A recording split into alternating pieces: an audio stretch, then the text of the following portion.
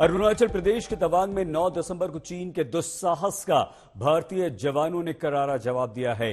करीब 300 चीन के सैनिकों ने नापाक इरादे से यांगसे चौकी पर धावा बोला था, लेकिन भारत के वीर जवानों ने चीन के इन सैनिकों को खदेड़ दिया और खदेड़कर एलएसी के उस पार जाने पर मजबूर कर दिया। हालांकि इस मामले पर संसद से लेकर सड़क तक जबरदस्त संग्राम मचा हुआ है।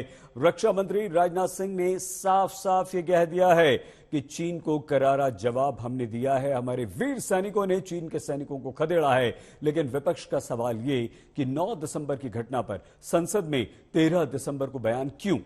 तो उधर चीन की प्रतिक्रिया भी आ गई। चीन ने कहा कि भारत की सीमा पर स्थिति स्थिर है और उसे स्थिर बनाए रखने के लिए हमें भारत का सहयोग चाहिए।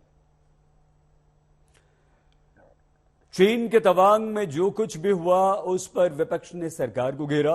फिर रक्षा मंत्री राजनाथ सिंह ने संसद में बयान दिया। रक्षा मंत्री राजनाथ सिंह ने कहा कि चीन को हमारे जवानों ने मुंह तोड़ जवाब दिया है। तो गृह मंत्री अमित शाह ने भी देश के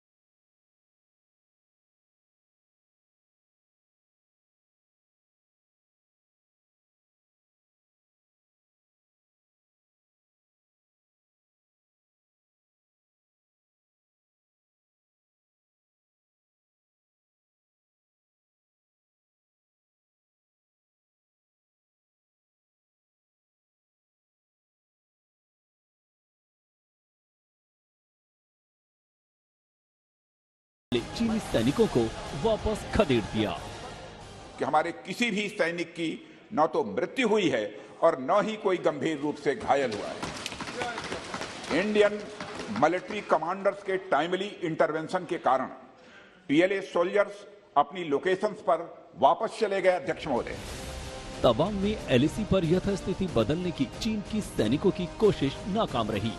रक्षा मंत्री ने संसद को बताया कि दोनों देशों के कमांडर स्तर के अधिकारियों की बातचीत के बाद यथास्थिति फिर बहाल हो गई। इस घटना के पश्चात एरिया के लोकल कमांडर ने 11 दिसंबर 2022 को अपने चाइनीज काउंटर पार्ट के साथ स्थापित व्यवस्था के तहत एक फ्लैग मीटिंग की और इस घटना पर चर्चा की। चीनी पक्ष को इस तरह के एक्शन के लिए मना किया गया और सीमा पर शांति बनाए रखने के लिए कहा गया। इस मुद्दे को चीनी पक्ष के साथ कूटनीतिक स्तर पर भी उठाया गया है। राजनाथ सिंह से पहले गृह मंत्री अमित शाह ने हमारे जवानों की बहादुरी की तारीफ की। और जब तक भारतीय जनता पार्टी की मोदी सरकार चल रही है, 1 इंच जमीन पर भी कोई कब्जा नहीं कर सकता। कल अपने सेना के जवानों ने जो 8 की देर रात को और 9 की सुबह को जो वीरता दिखाई है, मैं इसकी भूरी प्रशंसा करता हूं। इन्होंने घुसे हुए सभी लोगों को कुछ ही घंटों में वापस खदेड़ दिया और हमारी भूमि का रक्षण किया।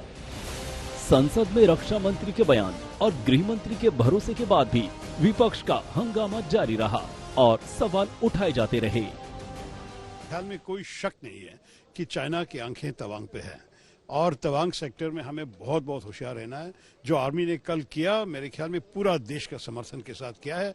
और मैं तो राजनाथ सिंह साहब से ये भी कहा, हमारे रक्षा मंत्री के, कि इस विषय पे आप लोग एक साथ दिखाना चाहिए लोगों को, दुनिया को, कि भारत एक है। हर पार्टी के हर व्यक्ति जो है इस विषय पे हमारी फौज के साथ है। जहाँ जहाँ पे चाइना बॉर्डर है, कभी डोकलाम में होता है, कभी लद्दाख के पास, पेंगोंग झील के पास होता है, ये चल क्या रहा है और एक्सेप्ट करने को हम तैयार क्यों नहीं है?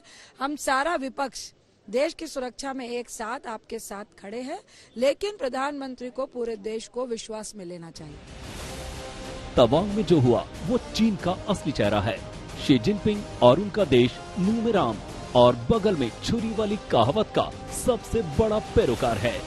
कहने को चीन हमारा पड़ोसी है, मगर हर वक्त भेड़िए की तरह दबोचने की फिराक में रहता है। लेकिन उसे भी हमारे जवानों का अंदाजा है। अशोक सिंघल के साथ आज तक ब्यूरो।